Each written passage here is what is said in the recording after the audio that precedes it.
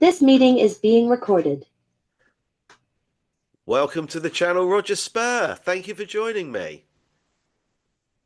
My pleasure, my friend. I'm glad you invited me.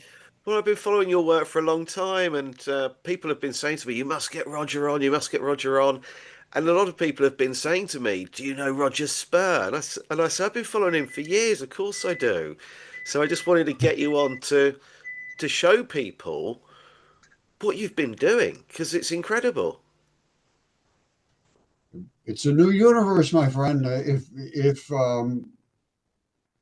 have the evidence to support every word I say. I'm a material scientist. I am not a guesser, basically.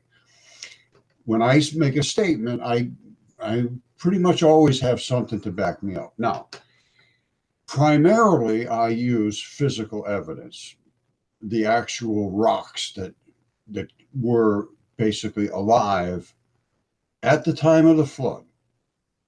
Some of them are just the same size as us. Some of them are absolutely gigantic.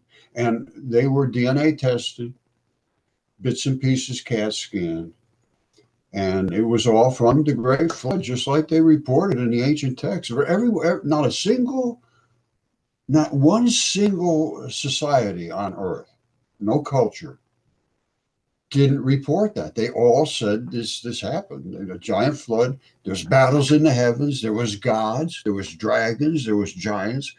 100%.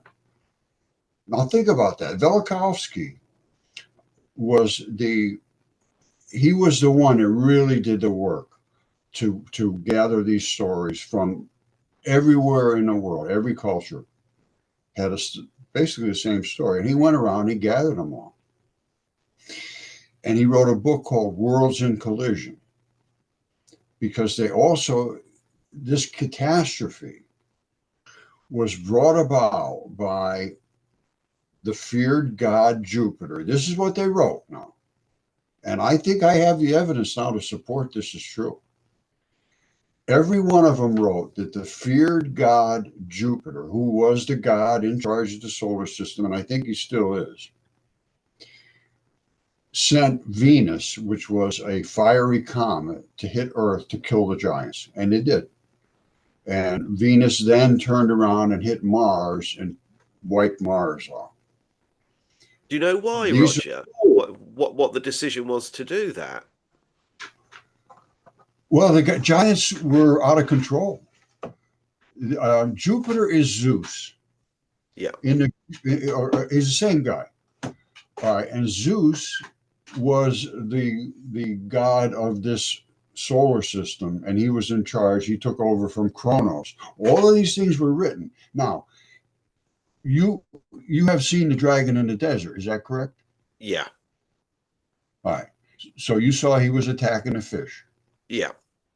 You agree with that? Absolutely. You can see the scales. Yeah, absolutely. No question whatsoever. It's there 100% exactly identical to what was written in Apollodorus, which was in the BC era, a couple hundred BC.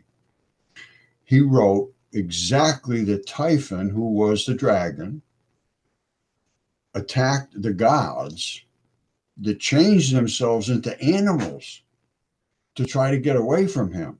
Because they said he was so big, his head often brushed the stars. And he was the offspring of Gaia, who was Earth, mated with Tartarus, who is hell, and came out with this Typhon to avenge the god. Her children were killed by the gods. Her children were the giants. They were out of control, and they were eating the people. They were eating each other. There was nothing to eat. They were just way out of control. So Zeus said, I got to do away with them. They got to be done. We're going to wipe them out. And they told Noah about it. He's going to be sending a guy to do the job. You better get ready. And they said, create a chest. We call it the ark. But when you go through all these different texts, the new Nag Hammadi texts, they're stunning. how unbelievable, similar to the Bible, except the Bible left out all the giants. I mean, when I say giants, they talked about giants, but they got no idea about giants. Giants to me are 1,000 miles tall, at least, and they're everywhere. Have you seen my videos about the comets and the asteroids Yeah. and Bennu and all that? Those are body parts.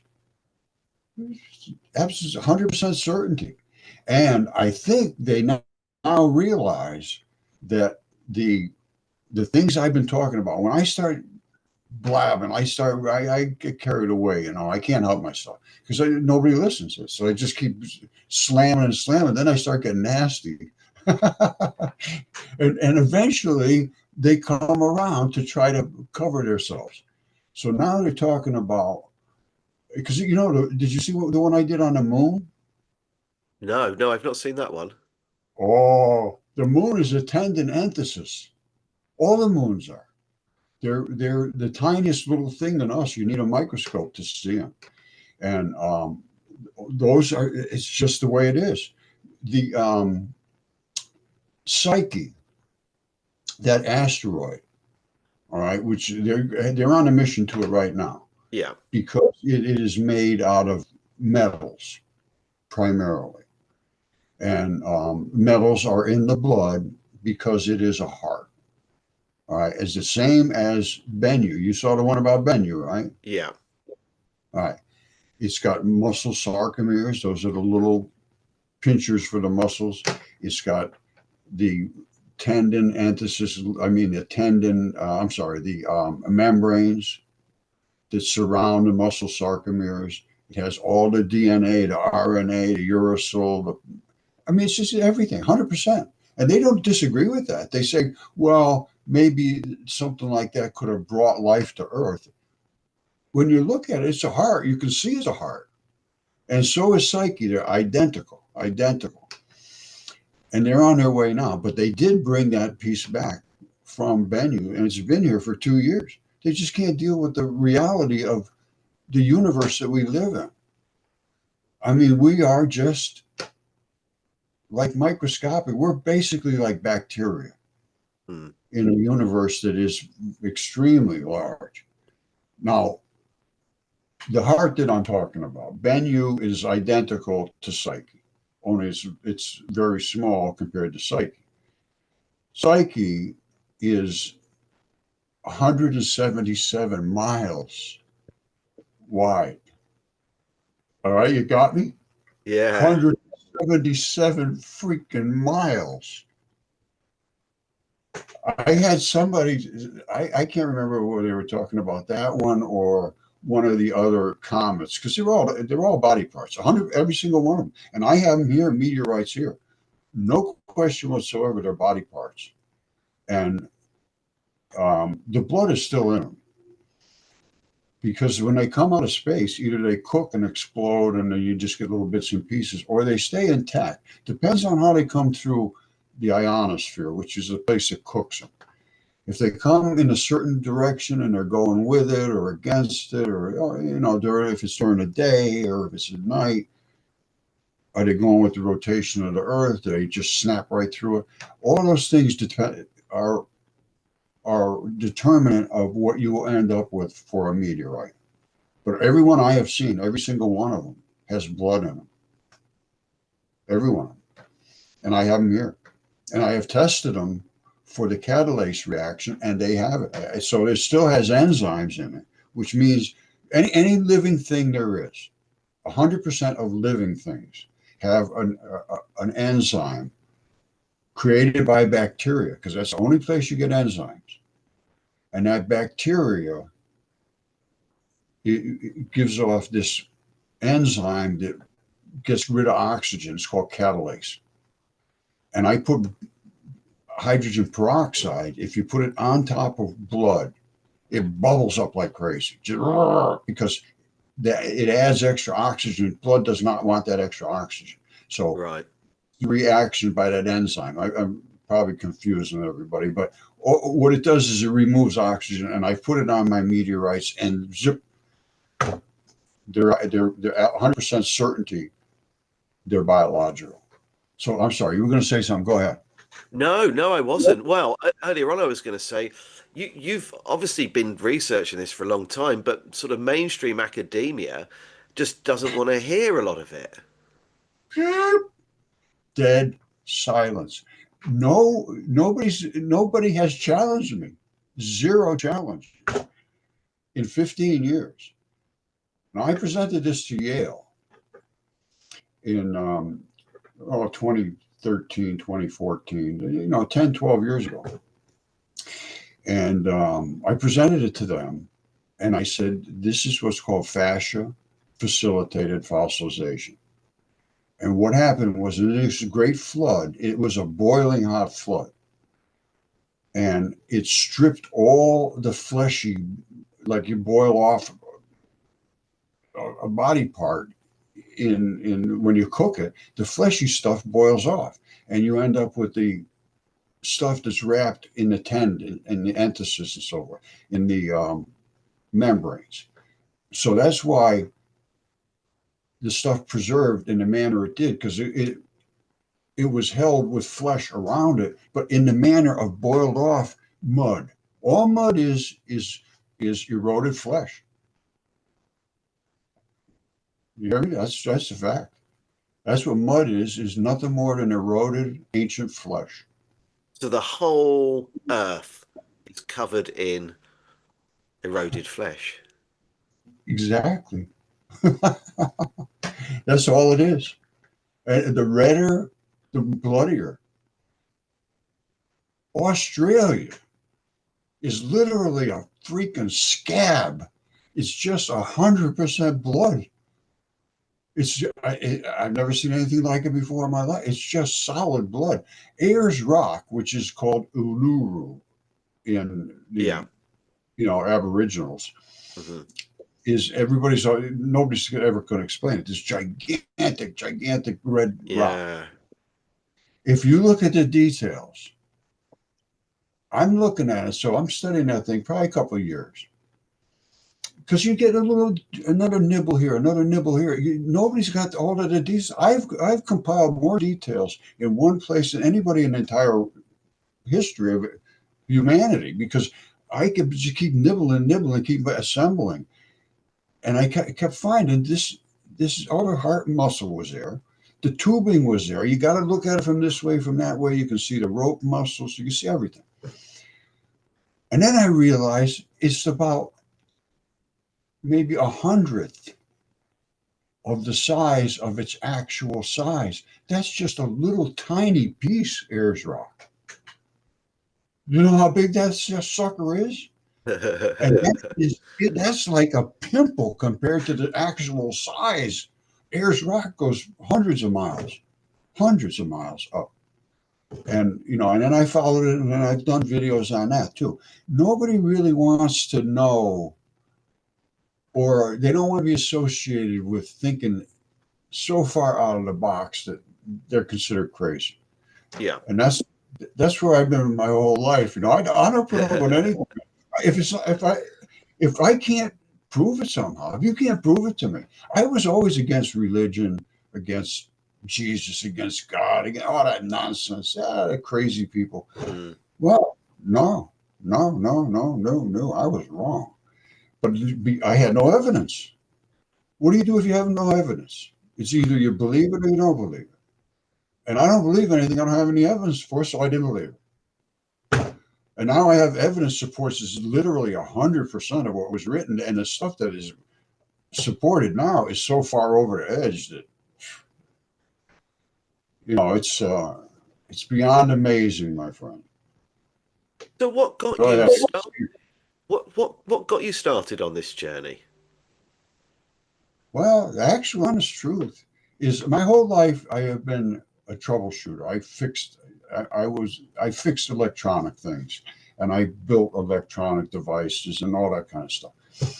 And so I'm deep into chemistry and physics, and how material things.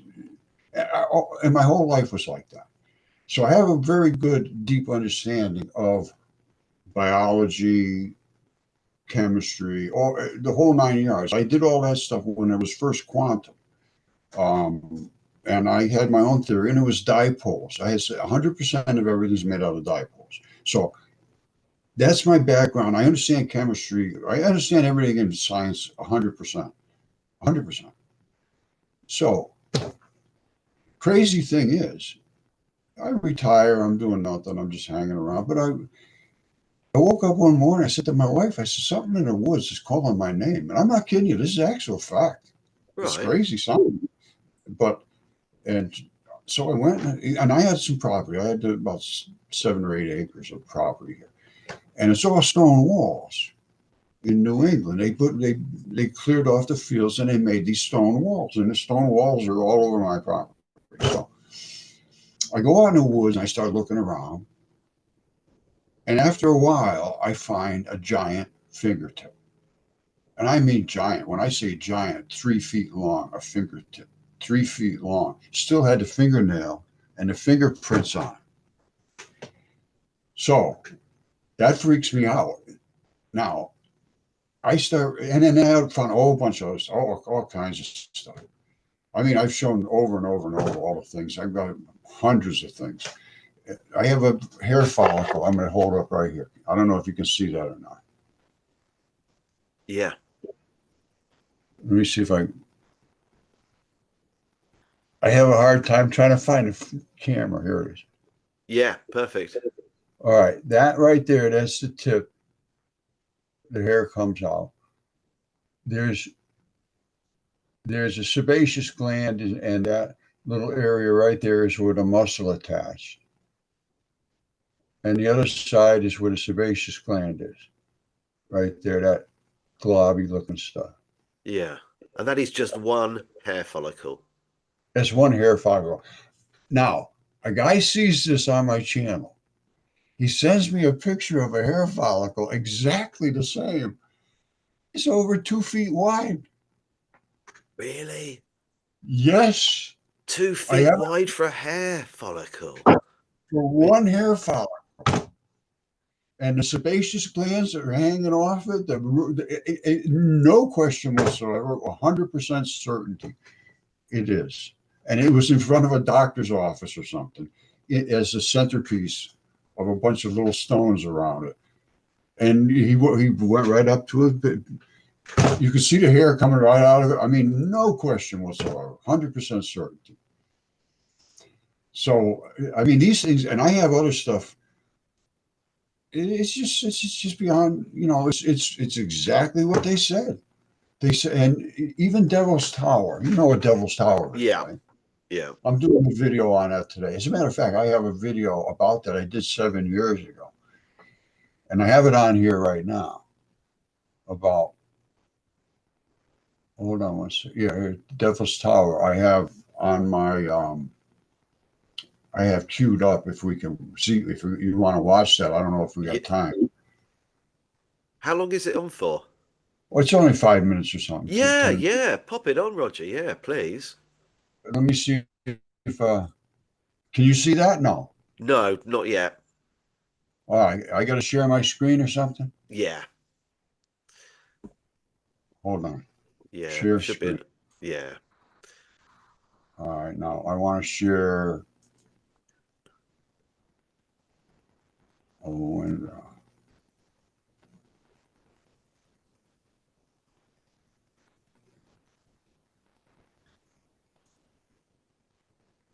Let's see.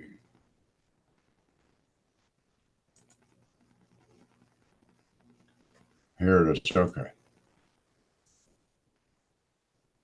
All right, can you see that? Yes. Yeah. See it fine. Okay, good, good. Now, this was from 7 years ago. I did this. I'll start right from the beginning. That's Devil's Tower. People you don't understand the different shots. Let me start it right from the beginning.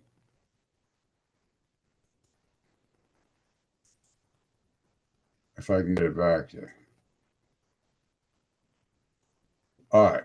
Okay. My claim Yeah, no, that's Devil's Tower. Now, there we go. Okay, you see it good now? Yeah, see it fine. All right. You see the top area up here where my cursor's going? Yeah, That is, I call that the wrinkle zone, which is where tendons are under tension. They're always pulling.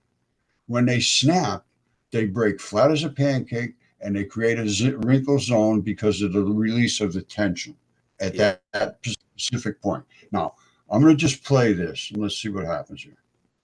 Okay, it's Roger once again, Mudfossil University with Devil's Tower, and in less than 2 minutes, I will prove to you that this is the foot from some giant creature, and all of the anatomical details are here to prove this.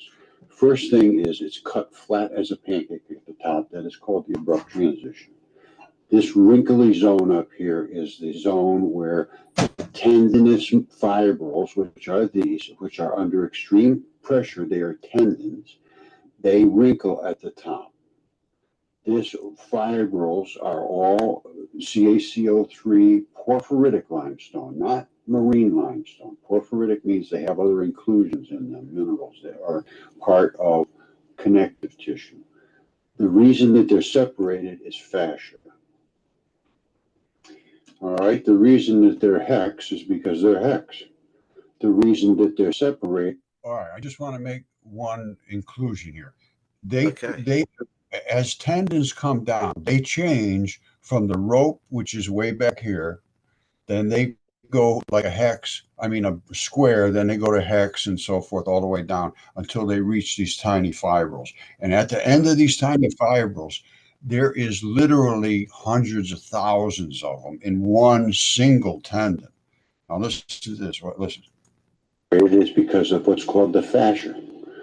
They come down into tiny little fibers. That's just the nature of tendons, and they are CaCO3, the same thing that limestone is, CaCO3, calcium carbonates. All right, this tells the whole story. When the tendons break, they make that little wrinkly zone.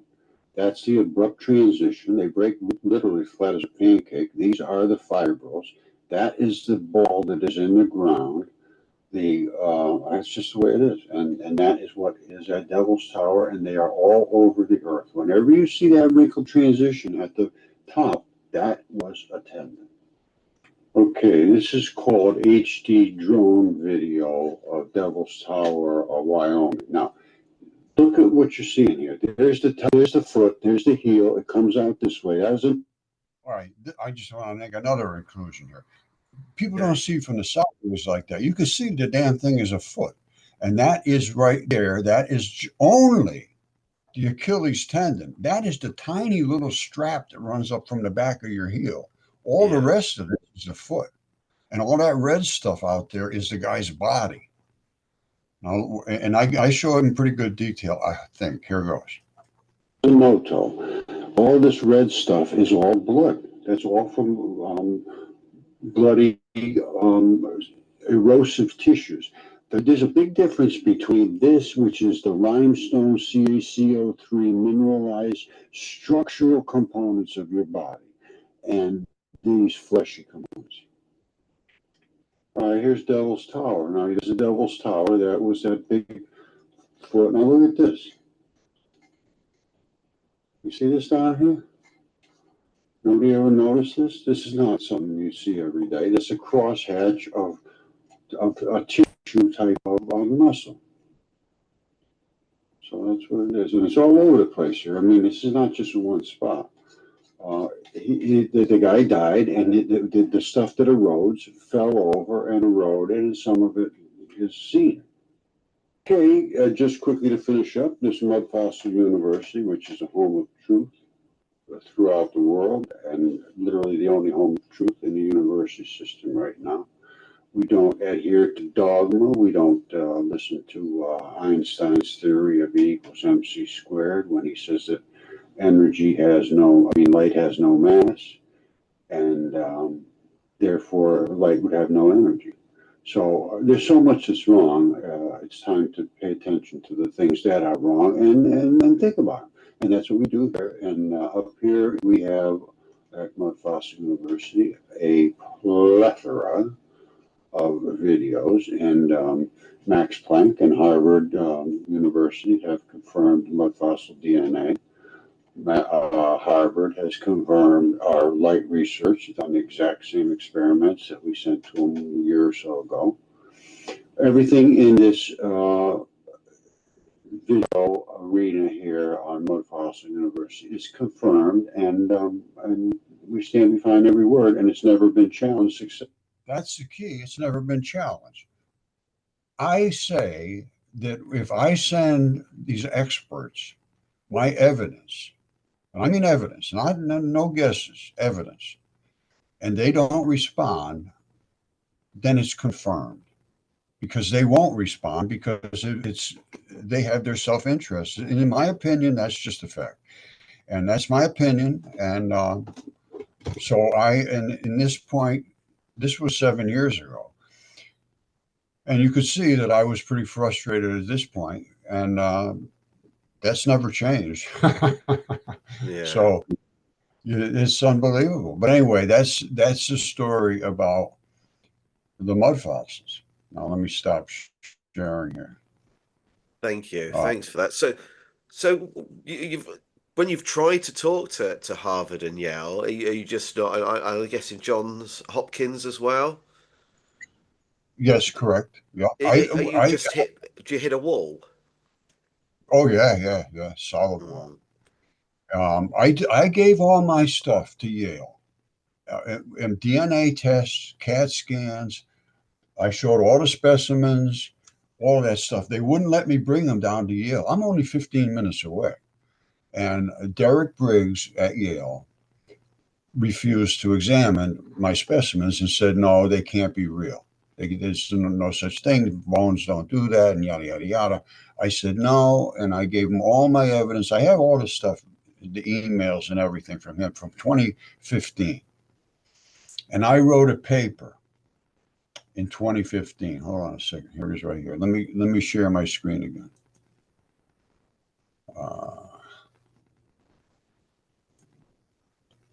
And this would be.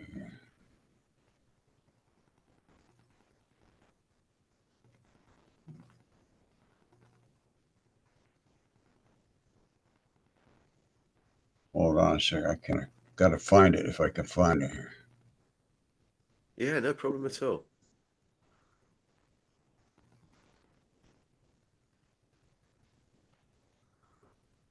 Oh, here it is.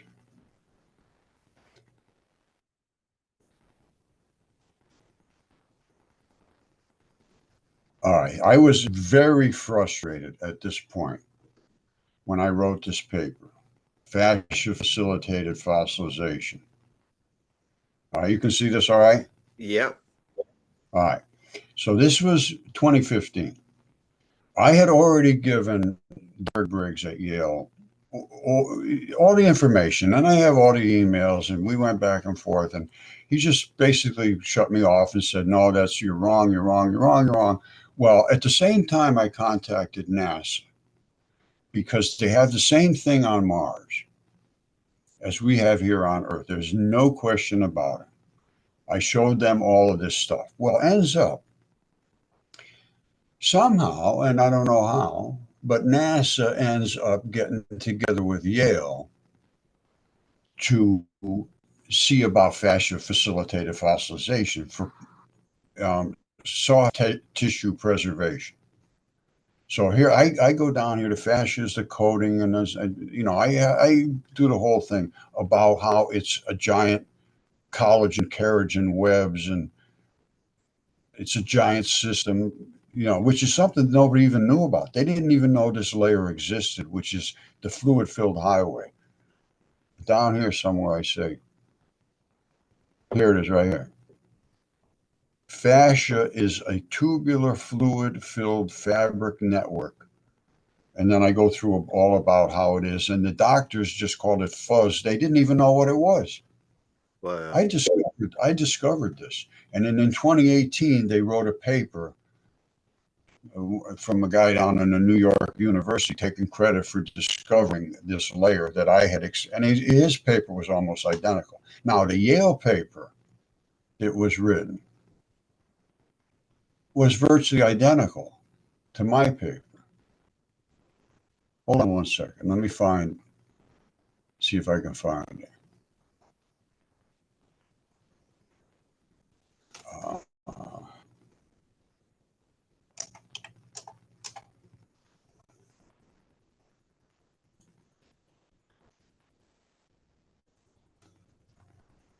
Lost you there for a moment. I don't know what happened. I know. I jumped over to this other screen. I'm going to. I have to stop sharing here. Now I'm going to share again, and this time I'm going to show you Yale's paper. Now this is a year after I submitted all this stuff to Derek Briggs at Yale. They wrote this. This is Yale News. You can see this, right? Yeah. They're saying they're calling cementing a theory about the sea creatures of the Edakara biota. Edakara biota just means soft tissues creatures from Australia. They didn't have to go there. They could have come 15 minutes down the street. I have them here. Here's what they call it. Look at this. Earth's earliest life forms, earliest community of complex sea creatures lived in a warm, slimy planetary petri dish, nurtured a broad array of exotic species. Well, they claim, yes, all of these things were here, but then they were only slimy things, so they can go with the evolution. They say these creatures existed before there was bones or teeth or anything. I'm going to read you this thing. It's only a 3-minute read. They're showing slimy little, slimy little things. Listen to this. Earth's earliest community of complex sea creatures lived in a warm, slimy planetary petri dish. The whole world was covered. It nurtured a broad array of exotic species, yet we likely wouldn't know about it at all, scientists say, if not for a quirk in the chemistry of ancient oceans. Let me explain that chemistry. The Earth was hit by Venus. When that happened, the whole oceans overwhelmed everywhere. And this was all written about in the ancient texts as well. When that happened, the siliceous ooze, which you can look up, is silicon, came up from the ocean floors. There's a couple of miles deep of this siliceous ooze. It's 2.5 times heavier than water. It sinks to the ocean floor, and it came up, and that's what created the mud fossils, because they're all silicon. Silicon played a big. That's what quartz veins and all that stuff, and then it sunk again. It's gone now. It's a quirk. Why did this happen? Now listen to this. They're taking credit for my work. This is a year after I gave this stuff to Yale, to all the people at Yale, everybody. A Yale-led research team found the Edakara biota, which means these soft, slimy creatures, a collection of marine fossils. Now listen to this, found in sandstone around the world, which means the entire world was covered at one time. It recorded the operation of an unusual mechanism, preserved impressions. No, they're not impressions, they're the whole creatures, of soft bodies for hundreds of millions of years. No, this was 3,500 years ago. The finding appears in journal Geology. They won't let me publish, so I could only publish in academia. But I have a year earlier published. Now, and listen to what they say. The Edakara biota takes its name from a fossil deposit in South Australia. I'm 15 minutes down the street. It's just amazing. The fossils of this Edakara biota are found worldwide. Now, worldwide. How could that happen unless the world was covered with an ocean? And they say in rocks ranging 540 to 580 million years old. That's ridiculous. The creatures themselves were small as a few millimeters. The creatures now, and as large as 1 meter and lived in dense, diverse communities on the seafloor, which covered the entire world. They don't understand. They are trying to convert this out from my giants because that's what freaked them out at Yale. Derek Briggs said, "Oh, you must be a creationist." I said, "What are you talking about, creationist?" I says, "I got the evidence. I got DNA. I got CAT scans. I got specimens." And then they just shut me off. Now, many of them, and this is their words, they're talking about they're living in dense communities on the seafloor. Many of them are outright bizarre in appearance. Yes, they are, and do not resemble any organism alive today. These giants, dragons, I agree, said Lydia Tarhan, who they named some wing of Yale after for making this huge discovery. She was a postdoctoral fellow at Yale, first author of the study. Derek Briggs was the other one. He's the one I originally approached. Now, we would like to understand the relationship to the complex animals that evolved shortly after. Listen to this. The Ediacara organisms are some sort of failed evolutionary experiments. Oh, are the Ediacara organisms some sort of failed evolutionary experiment? Yes, God slammed them.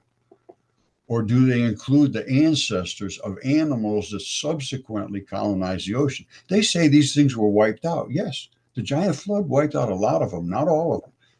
And it's created all my mud fossils. And I mean, and they're putting it back millions and millions of years, aren't they? And you're saying we're talking 3,500 years ago. exactly correct. And everybody on Earth had the same story. 3,500 years ago, there was a great calamity where a fiery comet was born from the feared god Jupiter. That's what they reported. And it struck Earth, and then it came back around and hit Mars and wiped Mars out. The Mars Valley Marianas Trench is wider than the United States, and it is torn.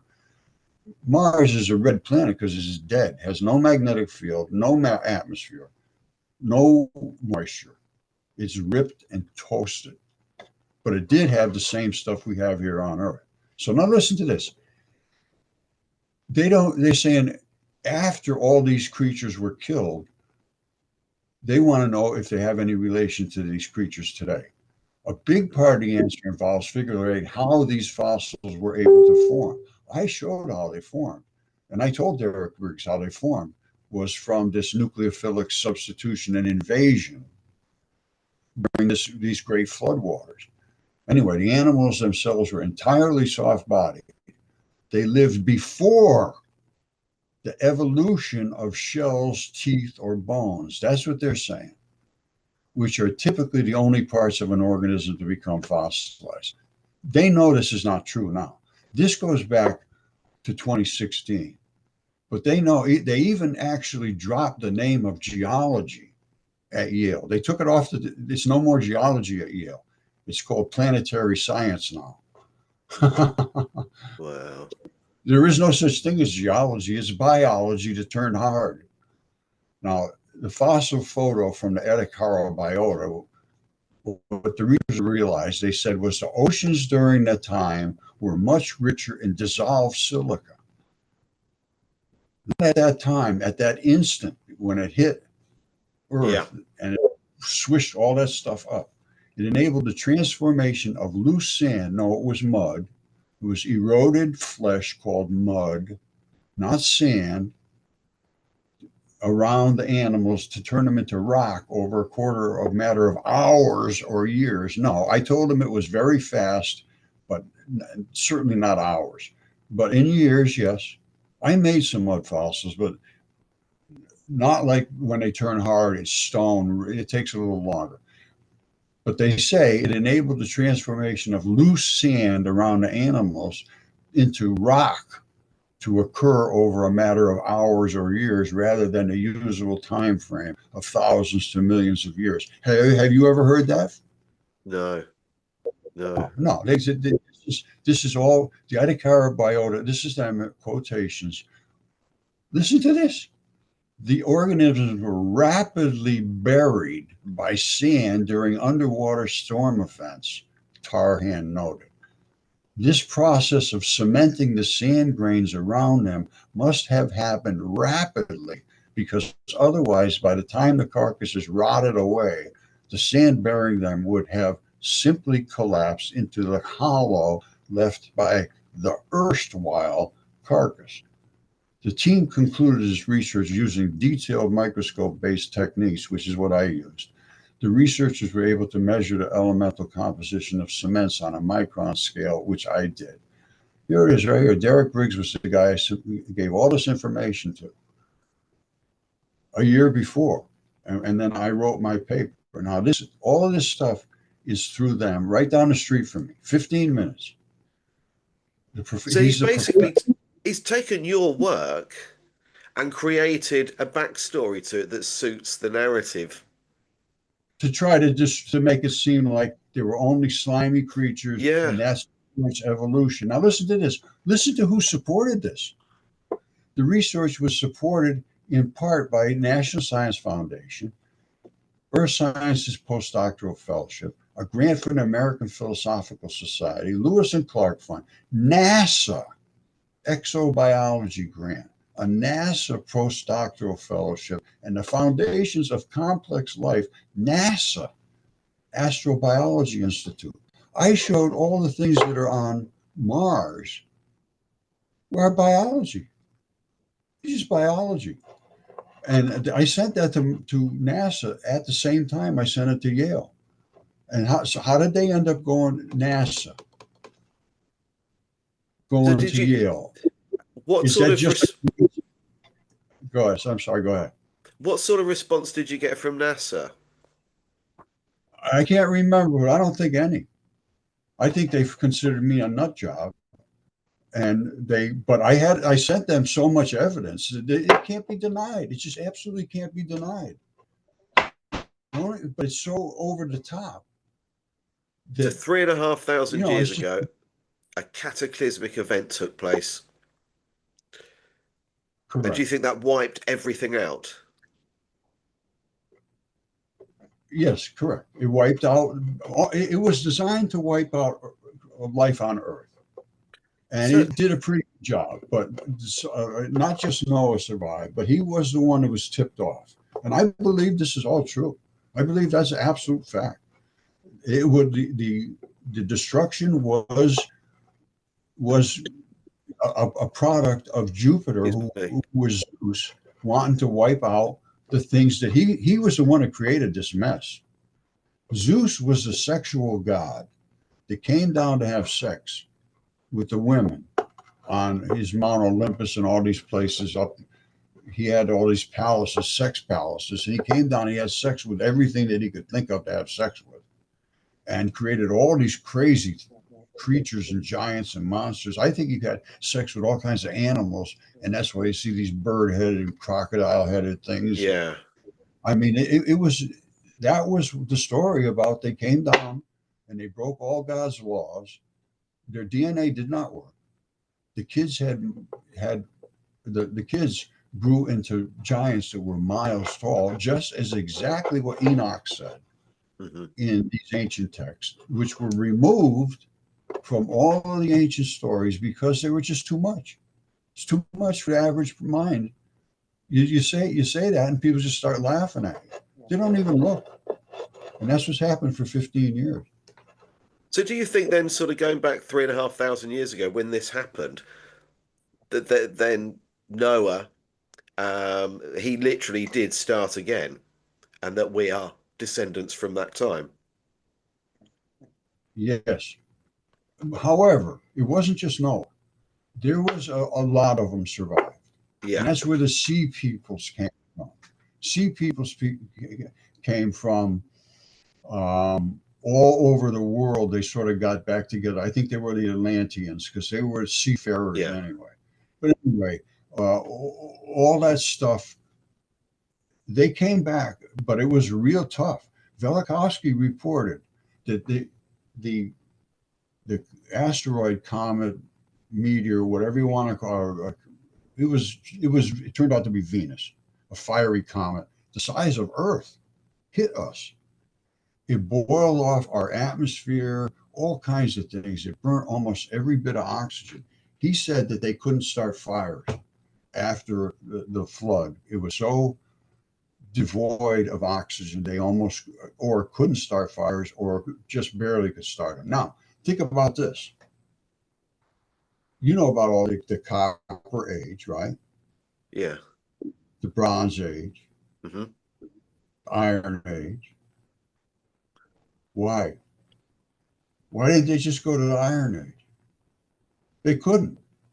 They didn't have enough oxygen. Right. Right. they, Okay. they could only they could only get hot enough to get copper, which is you can extract it at a very low temperature, and then they could get more and more oxygen, and they were using bellows and all that stuff as the plants came back. But originally they had no oxygen. Velikovsky said they couldn't even start fires.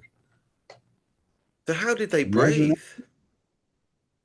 It was, I guess it must have been pretty tough. I mean, I don't know what to say, but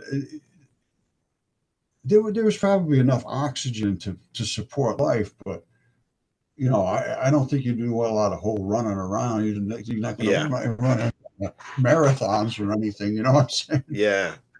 So where does this And I fit in with like Graham Hancock, who talks about the Younger Dryas period, about what 10,500 years ago? So is that a different event, or do you think he's sort of following a mainstream narrative more so? What do you think? I don't know really what he does say. To be perfectly honest with you, I don't. I know I've heard about him, but I don't know what does he say about the? He's Can you talking give me a about, quick? well, he's basically saying that the Great Flood, 10,500, took place about 10,500 years ago, and that was what wiped out Atlantis. All right, he's saying 2,500. 10.5. Oh, 10 and a half. Yeah. Mm. All right, here's the way I date everything. There's three layers. It's called from the Triassic. They say it goes back 250 million years ago. Remember the Triassic? There's a red bed, a gray clay, and a black cap. The red bed is nothing more than boiled flesh. It's eroded boiled flesh, and it's a red bed worldwide. The Triassic is 100% of the world has the same layer. Red bed, then the gray clay. Some places it's greenish. It depends on how much foliage was in that area. Because the bottom layer is bodily flesh. The next layer up is primarily, plant life and so forth that settled on top of there. It was all boiled off in the Great Flood, which was boiling hot. It was boiling. It wasn't just a flood. And then on top of that, all the black cap is the fallout. Now, I have a human footprint in the middle of all three of those, in the middle of those three layers. All that three stuff happened within 24 hours. It was, Wow. not 20, but it was within months. These three layers accumulated on top of themselves. And this guy was running for his life in the middle of those three layers, and he pushed the gray clay down through the red bed. So they both had to be wet at the same time. Yeah. And then the black cap came and sealed the top. I have those pictures. I can show that. Oh, that Hold would be on. fantastic. Yeah, let me stop this one. Now let me share my screen. Uh, let's see.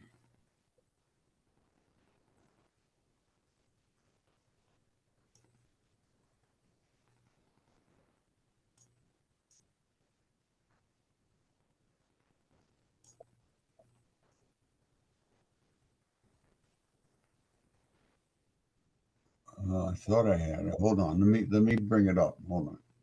Yeah, no problem at all. And they refuse to look at this too. All right, here.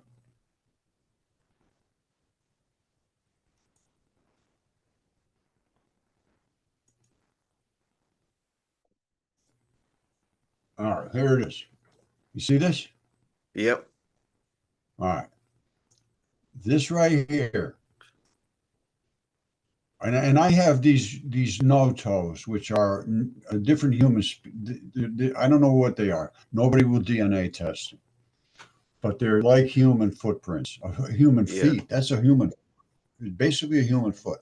This spot right back here is where the fibula, which is the second bone, attaches, and there's no question it's a foot. Now, this right here is a human footprint, and it's 100% certain it's human or ish, human-ish.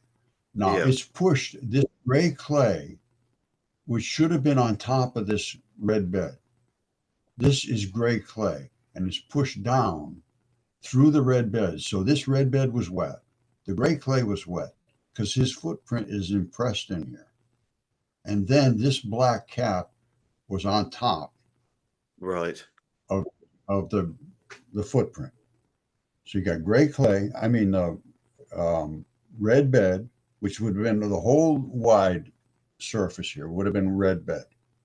Then there should have been a gray clay on top, a whole wide layer of that, which there was. This guy stepped through it, pushed it down through the red bed. So they had to be both wet at the same time. There's absolutely no question about that. And then the black cap, which is black, came on top, flipped upside down, was up on top of this. And that's right. And I am 6 miles away from Dinosaur State Park. They have the same thing, dinosaur prints. They refuse to look at this. They won't look at it. I said, I have a footprint in the same stuff you have, the Triassic stuff, and it's human. I said, can I bring it to look at? No, I only do dinosaur footprints. I said, are you kidding me? You won't look at it? No. Imagine that. Because it throws everything out, I suppose, doesn't it? It throws all of their research and all their beliefs out the window, I guess. It sure does. These are lungs. That's a human lung. That's been DNA tested, CAT scanned, everything. And blood comes out of them. This one here has just completely changed to silicon. And you're talking about Atlantis, and I have the draining of the Sahara out right through Atlantis a long time. Well, I don't know, 10,000 years ago. Like I say, I date everything by is there the Triassic on top of that Atlantis area, or was it under? In other words, the dragon and the. Hold on, let me show that real quick. We're going to run out of time here in a second. Is it the dragon and the fish? Yeah, but I Yeah. need to show you something that Yeah. makes sense. Hold on. Can we overrun this, or Yeah. 1 hour is it? Yeah, we're all right. Well, I'm struggling a let little me, bit. I've got a flu or a cold or something. I keep muting it to blow my nose or sneeze. Fighting off something. don't sneeze into the microphone. I can't catch it. Here we go. Now I don't know if you can see this or not. You don't see Google Earth, do you? No, at the moment we just got your screen with the lungs. Oh, it's changing now. Okay, let me get back to here. Now I'm going to share the screen, and this is going to be. There we go. Okay. Boy, I tell you, I'm getting good at this. I usually have all kinds. Now you can see this, right? Yep. All right, here we go. We got the dragon up here at the top. Yep. Runs all the way across North Africa, and you're familiar with this. And people have Google Earth. They can come up and look at it. You don't believe me? Come up and look at it. Yeah. These are the dragon's scale. There's his throat, and his throat was cut right down here by Zeus with his great and mighty sword. There's the red and the black blood, which is every mud fossil person understands the red and the black is blood. Now here's Typhon's head, and that's who he is, Typhon, and he's spitting all his nastiness, and he's literally on fire, basically. It almost looks like it's actually fire, and it's coming down and hitting on top. Look at that. Doesn't that look like fire to you? Yeah, yeah, yeah, I absolutely. can't explain it. I can't explain. And I can't explain how they could have been alive here and eating and doing whatever they were doing. But here's the fish, and here's the scales, and here's his fin up at the top, and he's spitting down at it, and he got him all the way down to here with his venom. And listen, watch this. It ate right through the scales down into the vascular network. You see that? Yeah, absolutely. That's arteries, Yeah, veins, capillaries. Nobody's ever seen this much detail. You see this? yeah, This is you can't see this. There's no way they can even see this. This is the arteries. They can see those obviously. They yeah, can see little branches. They can see down to here where it comes down to the capillaries. But then you get down into the capillaries, and you see what's on top of the capillaries. You see these little tiny little lines. You see those? yeah, yeah,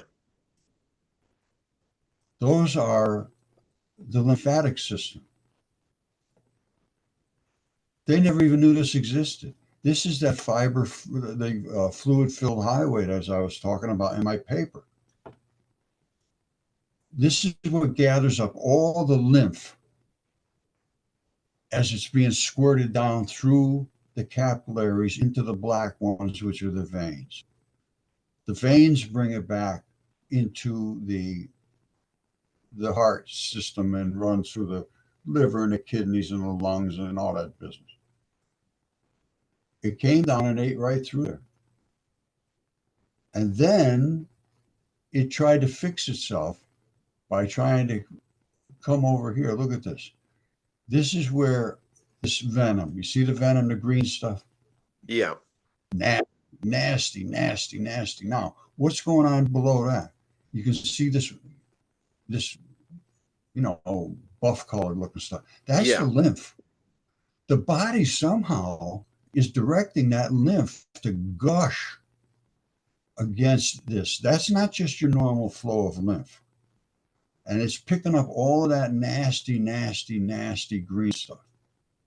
And it's bringing that nasty green stuff down here through its lymph ducts to the lymph nodes. You've ever heard of lymph nodes, right? yeah, yeah, absolutely. All right.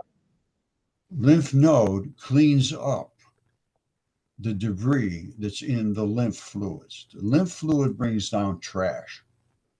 Well, in this case, that trash is toxic. You see it?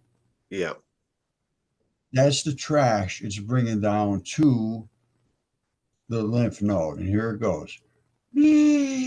Pow. It's coming down all of these yeah, branches and it's hitting all the lymph nodes in a row. Here's what happens. It comes in on this side,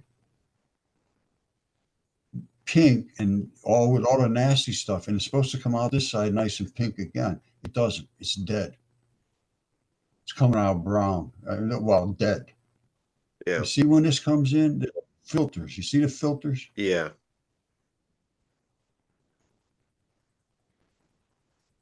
You see all those filters? Those filter out yeah, the big, and they're supposed to keep them out and let the little stuff come in, and then the enzymes eat away at all this big stuff. Well, it can't do it. So instead of coming out pink like this, it's supposed to come out pink like that. It's coming out dead. No pinkness to it anymore. It can't do its job. You're dead. That's your immune system, is that lymph fluids. You kill your lymph nodes and you can't clean your body. And they're all right. dying. They all have the Yeah, same thing. And that's because of that invasion. That was written about. I didn't make this up. This was, you read Apollodorus 1.6.3. And you read Apollodorus, it'll knock your socks off.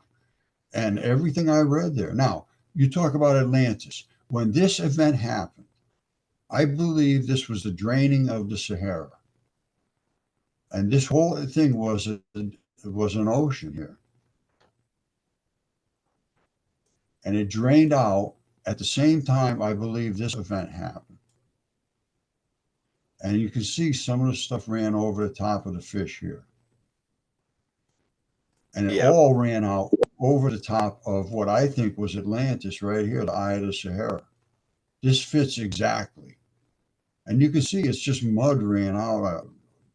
You can see it running out. You see it? And it piled up here and made the Cape Verde Islands. And eventually it piled up and it skirted off to the side. This is what they call an alluvial plain. It's flat as a pancake because it's just runoff of mud. And Plato said they will never speak of mud again. So much mud ran out over the top of this. Now, listen to this. You can see, can you see what I'm talking about? Why I would say it looks like it's running off? Yeah, absolutely. It looks like it is. It looks like it's flowing away to the sea. It's running right out, just like you poured a bucket of water and let it run out over the. Now, this fully looks like it could have been Atlantis. Now, what would, if it was in the ocean, which it would have been in the ocean before, and the gates right here, the straits. Watch where I'm going to go. From Atlantis here, which would have controlled this straits. People never talk about this. That's a straits. A straits means an entrance from one body of water to another. And this would have been the ocean going out, and this was coming in. And I believe they had garrisons right here, right in this area. And of course, it was all washed out, so there's virtually nothing left there. But it looks to me like there was some kind of structure here. Maybe. I don't know. That's just a guess. But I can tell you one thing. This is not a guess. That is a straits. Yeah. And around that, it ran out over here. See? That's where the ocean broke through. Ran right over the top of Atlantis. Well, they say Atlantis collapsed. There's a lot. Nobody knows for sure what happened here, but I can tell you what. Atlantis, this is exactly what I had been looking at. Atlantis. I mean, that looks like the images we're shown of Atlantis. When people describe it, the depictions look identical to that. Yes, and not only that, watch this. Don't forget, now this was in the ocean. Look at what you got surrounding this. Those could have all been boat docks. You see it? Yeah. Now, this is an actual eye. This is not just something that looks like an eyeball. This is an eyeball. I'm serious. This is an eyeball. And these are all the little attachments to make your eye be able to focus. I'm not kidding you. But it looks to me like, even though it is an eyeball, they could have used these as channels coming in and had little houses or something here. Or, you know, I mean, this was a big operation, Atlantis. So you go from ring to ring to ring till you get to the center. Now, I followed this very carefully. Now, you remember I told you that I got the message to go look in the woods and I found the giants? Yeah. Finger. Yeah, with the nail. Yeah. You remember? All right. Now, I also got a message when I started searching on the giants that said, and I don't know where it came from. It popped up and said, these things are for you to see and for others as a test. And I just freaking dropped to the floor, man. And then somehow it went away and I never could figure out where that message came from. Nothing like that exists on the internet. These things are for you to see and for others as a test. So this is like 2012. I started talking about this stuff as reality, like giants, you know, because I had the giants, I had them in my hands. And the test, nobody would take it. Nobody would take the test. So hold on, stop sharing. Hold on, let me get out of this. Yeah, no problem. All right, here we go. So nobody would take the test. And I was really, I mean, people were telling me I should see somebody. I needed help, all kinds of stuff, really very vile stuff too, not nice, not pleasantly met at all from by anybody, my family members, anybody. Oh, wow. So with the evidence I had, if I didn't have the evidence, I would understand. But with the evidence, they refused to look. They would, and I got to be honest with you, not a one of them still will look. Not one of them. They haven't looked at any of my videos for 15 years. Oh, Even my wife, crikey. she won't look at my videos. They don't want to see it. Why Imagine do you that. think that is? They can't handle the truth. And once it changes so much in we're in a 100%. I'm serious. A 100% new universe. Not just wow, rocks were once alive. Well, what does that mean? What does that mean when they were once alive? Well, guess what? They were giants. Well, what does that mean? Well, guess what? A lot of the things that were written were true. Well, what does that mean? Well, there was dragons. Well, what does that mean? Body parts in space. There was giant battles in the heavens. Well, what does that mean? It means all these God things and all the texts that were written, you got to start all over again. And I mean Yeah. over from the beginning. And if you think you're smart, every one of them, I got PhDs in my family. And it was a nasty encounter.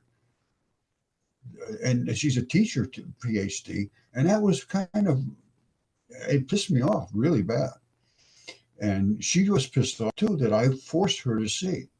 And I said, you come here, and she was staying at my house. I said, you're going to see this because you're here in my house. She said, no, I don't want to see it. You're going to see it. I showed her the dragon. Now listen to this. Because I said, the dragon's here, the fish is here, all that stuff. She wouldn't look at it. Finally, I forced her to look at it. And her response was, I said, if you won't talk about this, you're just happy deluded. I call them PhDs, perfectly happy deluded. So they got PhDolia. So I said to her, I said, you're perfectly happy deluded. She says, no, you're not. You're the one who's deluded. I said, how can you say I'm deluded? I just showed you evidence. She says, yeah, I've seen the evidence. It doesn't matter. I said, what do you mean it doesn't matter? She says, all that means is we were wrong. I said, so what? You're going to just live with that and keep on telling people that you're right about everything? And we didn't have any conversations until just basically that was about 10 years ago. Because I had just realized the dragon and so forth. But anyway, getting back to my messages, I got to tell you, all I can tell you is God, Jesus Christ, somebody's talking to me. Because I'm sitting here, just like talking to you, looking at my screen, doing the things I do. I had written a book. Well, I didn't write a book. I wrote another paper. They won't let me publish anyway. This book I'm going to hold up here. I don't know if you can see it. You see it? Yes. Where can we get that from? Can we buy that from you or? It's not my book. It's on Amazon. And the deal is, Paul Amatucci writes books. He's done all my stuff. He's got Velikovsky. He's got Electron Flood. He's got Giants, the Sahara. He's written, and I don't have anything to do with it at all. I don't make any money off it. I don't do any work for it. I don't care. I want him to present it. And they're very nice. They're big, huge text. And there's plenty of room to write for notes and stuff. I don't know. You see it? Yeah. And he's got some pictures and this and that in there. And, and they're cheap. I don't know. They're very cheap. They're not much money at all. And there's a paperback. They're nice coffee table books. And they're on Amazon. And all you got to do is look up Mudfossil University or Paul Amatucci. That's the guy. So, this was tough. Nobody would give me wouldn't look at the stuff. So now here I am sitting here working at my computer, and I don't know. So I was getting bombarded by, you're an idiot, you're a moron. What, you have no idea about it. It's on and on and on. And then they started with the flat earther thing, that you got to, if all of this is true, the earth has to be flat. And that's how academia assaulted me. And they put me into that box. I never could get out. I'm still in the same box. They put you in that algorithm, and that killed me. So, anyway, I'm sitting here thinking I can't get this word out. They suppressed all my videos to where I was getting no hits. Only people that were there. I'm going to get over that. There was a lot of negativeness. Let me put it that way. Real negativeness. So I'm sitting here in depression. I'm saying, God, you got the wrong guy. You just made a big mistake. I can't get this done. Nobody's listening. I can't even get my own family to pay any attention. All I'm doing is being assaulted. I'm sitting here doing this 24 hours a day, and nothing's happening. And I swear to God, this is true. I hear from behind me, look in Morocco. I said, look in Morocco. Where'd that come from? I turn around, I look around, it's just nothing. The TV was on, but it was on a car commercial. It had nothing to do with Morocco. And so I said, well, something happened there. I don't know what. So I look in Morocco. 15 seconds later, I see the dragon and the fish. And I had never seen them and already had the book or my paper out about Atlantis, which is like an inch below. I've been watching that thing for 2 years. Never saw him. Imagine that. That's incredible, isn't it? It is. So you're on the right path. It's got to be. It's got to be, my friend. There is something here. You cannot dismiss a single word now in these ancient texts. The Nag Hammadi texts, the Dead Sea Scrolls, the Colburn Bible, Ovid, Hesiod, Apollodorus. I read them all, and the Gospel of Thomas.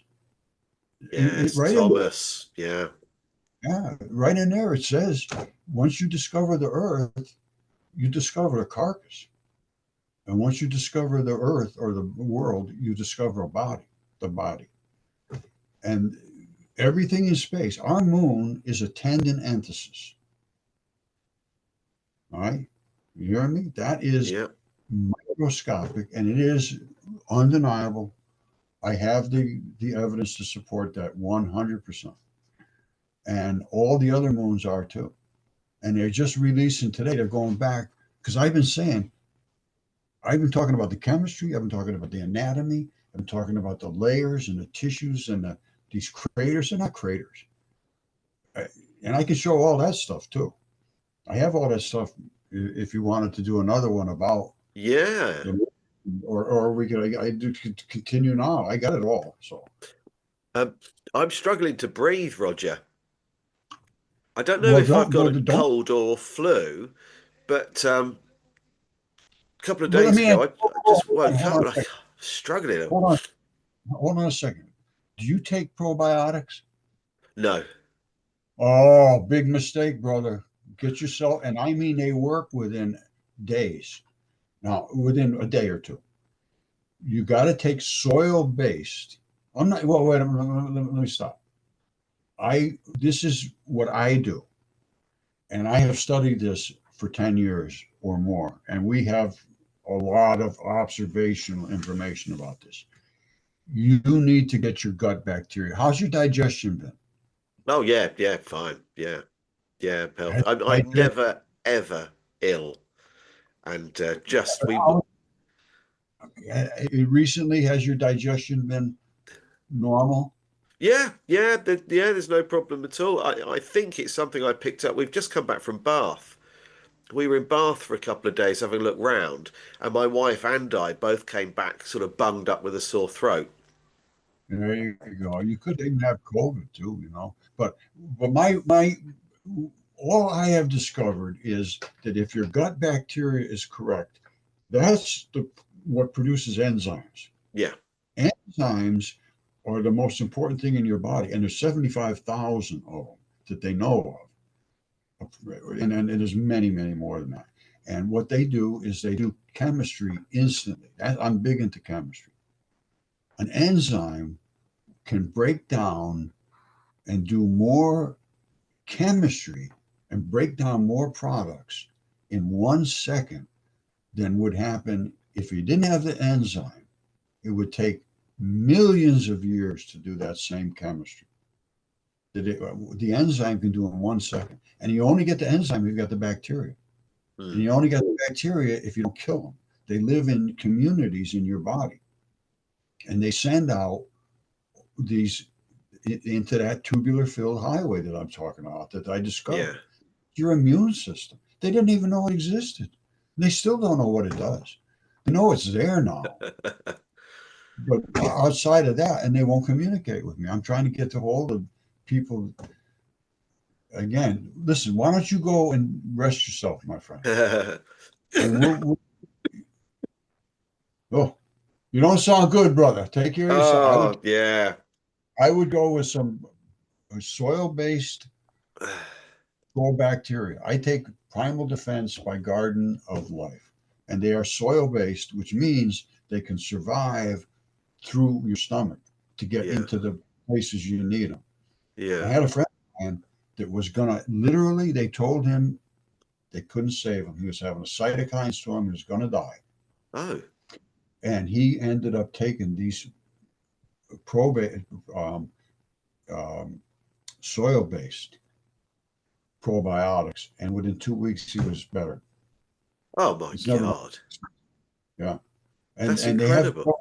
Well, they even they have trouble with the astronauts with their digestion up in space because something's going on wrong with them up there, and they have trouble with it, and they're trying to give them probiotics to fix it, but they won't give them soil-based because I don't know why they think it's something bad, but so they're not having any good success. So what they're trying now is to freeze their poop before they go to space so that they can put the poop back into them when they get back to space so they'll have bacteria. All we got to do is start using fecal matter transplants. You fix, I would say, probably 80% of all the disease, because every disease is invasion. It's invasion. And what is invasion? You don't have the guys to stop it. You don't have the enzymes. You don't have the bacteria to ward off the bad guys. And everything now, you watch, everything you put in any kind of disease whatsoever and fecal matter transplant, and it'll say it's a promising thing to do because you don't have the chemistry. You can't do the chemistry. Well, a lot of people do urine therapy, don't they? Urine therapy is a really, really big one, and that, of course, that contains stem cells. I have a friend that swears by. I don't do it myself, but I have a friend that swears by, and he's right. You reabsorb. That's part of this lymph system almost. Urine is almost like lymph system. You have things within that fluid that do work, and it's like a lymph. It does the same thing. Enzymes, the bacteria, and all that stuff circulate through the body, and they do the chemistry. That's the only thing that does chemistry. Your body, oh no, my pancreas does this, my this does this, my thymus does that. No, it doesn't. It doesn't do anything. It's a factory that houses bacteria that does that. The bacteria does all that. Yeah. It's just got a factory that it uses to do that work. The bacteria is dead. That organ will die because it will have no protection in its outer fascia. The fascia won't be able to protect it anymore. Then you get invasion. There's 200 cancers. Every one of them is different. Why don't you get cancer in your lungs is the same cancer that you would get in your eyeballs? It's not. It's because of the layer of insulation, which is the membranes, which is the fascia, which is the immune system, is different. There's different fluids in your eyeballs versus your stomach. Your stomach's got a lot of acids. I can't imagine the bag that surrounds it is the same as the bag that surrounds your heart. or the bag No. that surrounds you. You know what I'm saying? Yeah, absolutely. Yeah. And what they should be doing is testing for these chemistry. They don't even do a fecal matter swab. You go, they give you go to the doctor. The first thing they should say is bring in a fecal matter swab. We'll look and see what your bacteria is looking like in there. If you got something that's missing or you got way too much of something, they do that with cows now. Yeah. They have collars that they can put around a cow. I swear, I'm not kidding you. They put a collar around a cow, and it can tell how its digestion is going. The other day, they had an article. The guy's got hundreds of cows, and he wakes up one morning at 6:30 in the morning or 5:30 in the morning, and he gets a message. Cow number 723 is sick, is going to get sick. It's not sick yet. It's going to get sick. He goes out, and this is all in the article. He goes out, and within a half an hour, he gives the cow probiotics and warm water. And 30 minutes later, the cow's healthy again. That's incredible. Yeah. And they all they have to do now, they don't have to check each cow anymore. They just get reports from the ones that are going to be sick, and they're not even sick yet. And then it'll tell them exactly how much milk they have in them, what their temperatures are, you know, everything about them. And they're getting close to 10% more milk by making sure that they digest correct. It's all about digestion. They've got like four stomachs. You know? Anyway, listen, I can see you're not feeling well. You know, I'm struggling a little bit, but I wanted to talk to you because I've wanted to speak to you for so long. I thought I'm well, not. this has been an absolute pleasure. Gave me the floor, and I usually don't get that. Well, people don't want to hear me. They know, they know my content. They know what I talk about. They read my books. I wanted them to hear you. But one of the things that really stopped me dead in my tracks was the video you did on the girl that drank silica and then Yeah, started to solidify. And I think it was a newspaper called The Sun that wrote or wrote about it. And they were that's snapping scalpels trying to do the autopsy. And that's what they reported. Now, some of that stuff is hard to really be certain about. That seems a little hard for me even to accept 100%. However, I do know, no question whatsoever, silica turns into silicon dioxide, which is quartz crystals. Now, I also know that it's possible for something to turn into stone virtually instantly. As Ovid wrote, the gods did it just for fun. Have you ever read? Well, probably not read, but ever? Do you know about metamorphosis? yeah, All right. The first two lines out of 12,000 lines, he says, "I'm going to speak of forms changed into new entities, and the victims are usually changed by means of violence into the natural landscape." And that's what the gods did. They made the Garden of the Gods, gigantic things strangling dragons, and they just for fun. They made mountains, and they could turn anything into anything because they control the particles of matter. Somehow they own these little particles of matter, and they can turn them into anything they want. Like Ovid said, they could turn themselves into mushrooms or funguses or ants. They could change their sexes. They could turn themselves into planets or come down from being a planet, come down to Earth as a human being, a buff looking, hot god to have sex with the hot looking women who are down here. And that's what happened. And, all that stuff, as far as I can determine, that's just factual evidence is supported 100%. And that's what they did. And so and Jesus Christ was the same. He's a God too. And now he appears, is he God of what God? Because he's God's son, they say.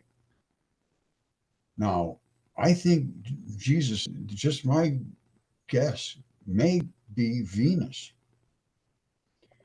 because he's spoken of in these ancient texts as the morning star. Yeah. Right? As is Lucifer. Exactly. And God was Zeus, who you could refer to as a Satan, because he was the one who was coming down to have sex with all the women. Who actually, what were they referring to when they were talking about Satan? He was the guy that says, hey, 200 of us are going to come down and just have a sex party. Right? Am I right with that? Yeah. And that was Satan, right? Yeah. Now,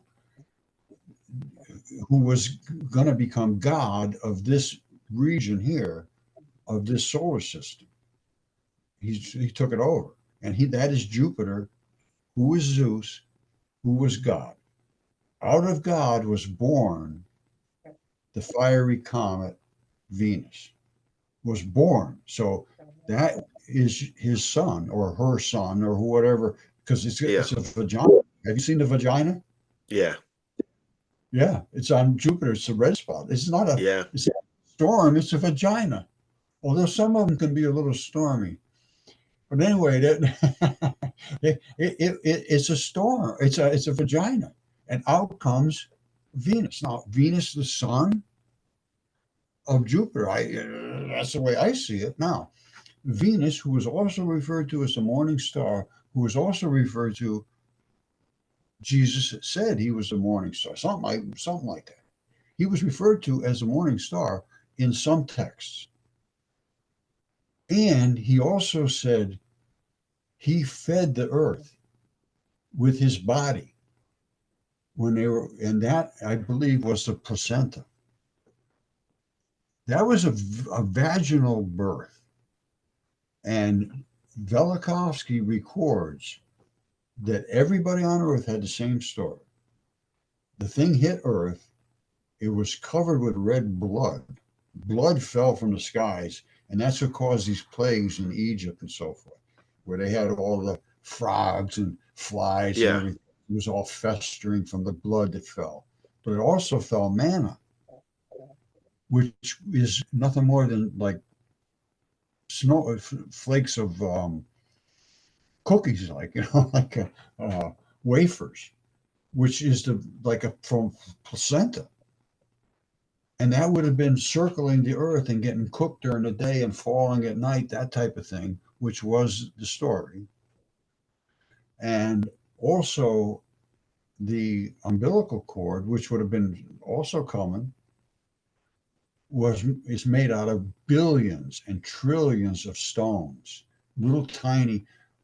Tendon is made out of little blocks, and there are just billions of them. And those fell all over the earth.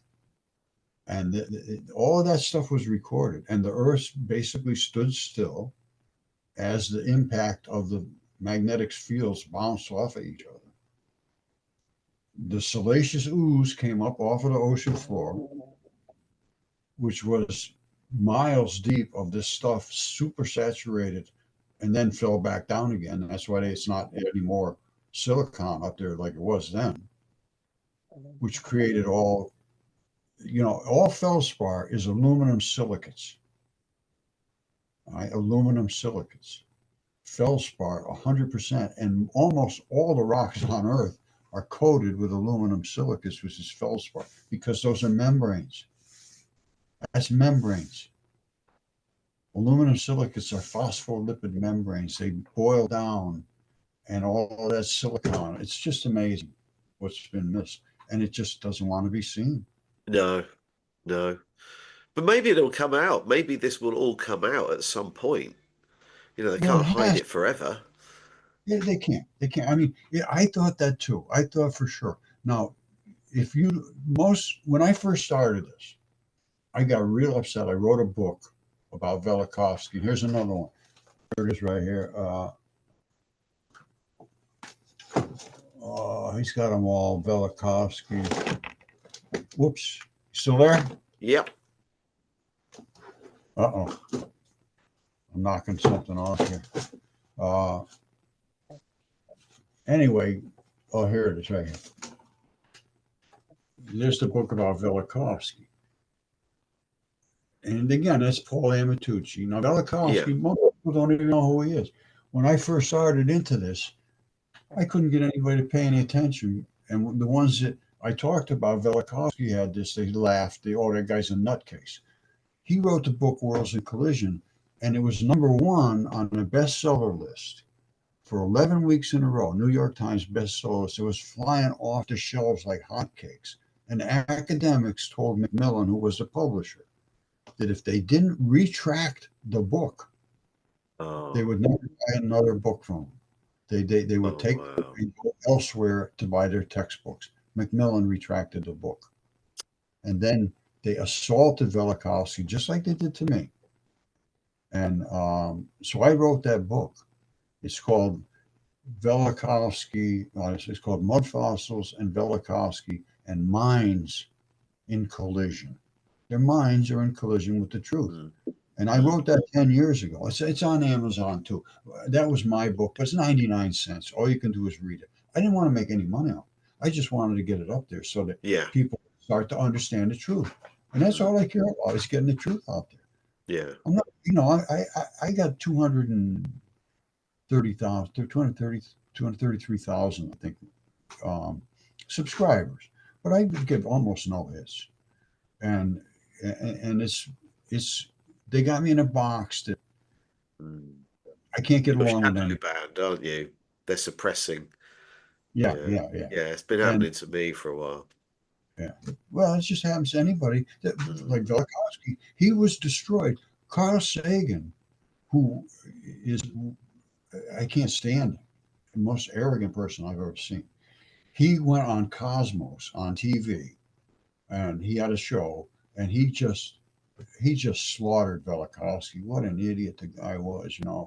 How can you, he was just with this little arrogant, he was so suave, how he did it. And he shows how he opens up a flap on Jupiter and out comes Venus. Oh, yes, born from, and he really nasty. And Velikovsky was destroyed his whole life. And he was forgotten. And he's still, if you look up Velikovsky, they'll say, oh, he's a pseudoscientist. He was a Yeah. psychiatrist. Well, yes, he was, but he was a friend of Einstein. He founded the Jewish University or something like that. He was a big shot, and Einstein died with Velikovsky's book open on his bed when he died. Velikovsky talks about things that are real, and I have all of there's an archive of Velikovsky's stuff. You want to hear a couple minutes of it? Yeah, sure. All right, this is good. This is good because if we can get this out there, let me share a screen. Let's see. This is going to be Chromium tab, and we're going to have Velikovsky.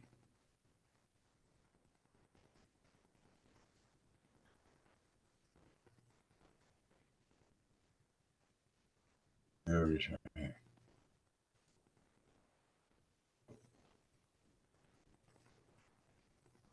All right, you can see what we got here, right? Velikovsky. Yep. This is staggering. Now, he's talking about Venus and all this. Let's just go to chapter 3, I think, is a good place. I was just looking into this. Listen to this. Chapter 3. The Hurricane. The swift shifting of the atmosphere under the impact of the gaseous parts of the comet, the drift of air attracted by the body of the comet, and the rush of the atmosphere resulting from inertia when the Earth stopped rotating or shifted its poles, all contributed to produce hurricanes of enormous velocity and force and of worldwide dimensions. Manuscript Troano and other documents of the Mayas describe a cosmic catastrophe during which the ocean fell on the continent and a terrible hurricane swept the Earth. The hurricane broke up and carried away all towns and all forests. exploding volcanoes, tides sweeping over mountains, and impetuous winds threatened to annihilate humankind, and actually did annihilate many species of animals. The face of the earth changed, mountains collapsed, other mountains grew and rose over the onrushing cataract of water driven from oceanic spaces, numberless rivers lost their beds, and a wild tornado moved through the debris descending from the sky. The end of the world age was caused by huracan, the physical agent that brought darkness and swept away houses and trees and even rocks and mounds of earth. From this name is derived hurricane, the word we use for a strong wind. Huracan destroyed the major part of the human race. In the darkness swept by wind, resinous stuff fell from the sky and participated with fire and water in the destruction of the world. For 5 days, save for the burning naphtha and burning volcanoes, the world was dark, since the sun did not appear. The theme of a cosmic hurricane is reiterated time and again in the Hindu Vedas and in the Persian Avesta, and diluvium venti, the deluge of wind, is a term known from many ancient authors. In the section The Darkness, I quoted rabbinical sources on the exceedingly strong west wind that endured for 7 days when the land was enveloped in darkness, and the hieroglyphic inscription from El Arish about 9 days of upheaval, when there was such a tempest that nobody could leave the palace or see the faces of those beside him, and the 11th tablet of the Epic of Gilgamesh, which says that 6 days and a night the hurricane, deluge, and tempest continued sweeping the land, and mankind perished almost altogether. In the battle of the planet god Marduk with Tiamat, he, Marduk, created the evil wind and the tempest and the hurricane and the fourfold wind and the sevenfold wind and the whirlwind and the wind which had no equal. The Maoris narrate that amid a stupendous catastrophe, the mighty winds, the fierce squalls, the clouds, dense, dark, fiery, wildly drifting, wildly bursting, rushed on creation. In their midst, Tahwiri Matia, father of winds and storms, and swept away giant forests and lashed the waters into billows whose crests rose high like mountains. The earth groaned. Do you want to sort of cut it here, Roger? Sure. I was only because I've clocked it's 55 minutes long, and I'm sort of struggling to breathe still. So I think we're gonna have to call it a day. Yeah, well, I'm happy to have the opportunity to show you this stuff, my friend. Yeah, thank hope you. you, No, I appreciate you coming enjoy it. on. No, I really appreciate you coming on. A lot of people have been waiting to see you. So Mudfossil University is where they need to come to look at all of your work. But I'll put a link in the description. Yeah, great. Yeah, and thank you. I appreciate it, Guy. And Oh, again, I'd crikey. love to discuss other things with you. Yeah, Yeah, let's do it again anytime. soon. Absolutely. I'm with you, brother. Thank you. All right. But yeah, thanks again, Roger. And thanks for your time today. My pleasure. Thank you, sir. I'm going to go and blow All my nose now. All right. Yeah. Take care, my friend. Better. I hope you're the best. I would get some, soil-based probiotics.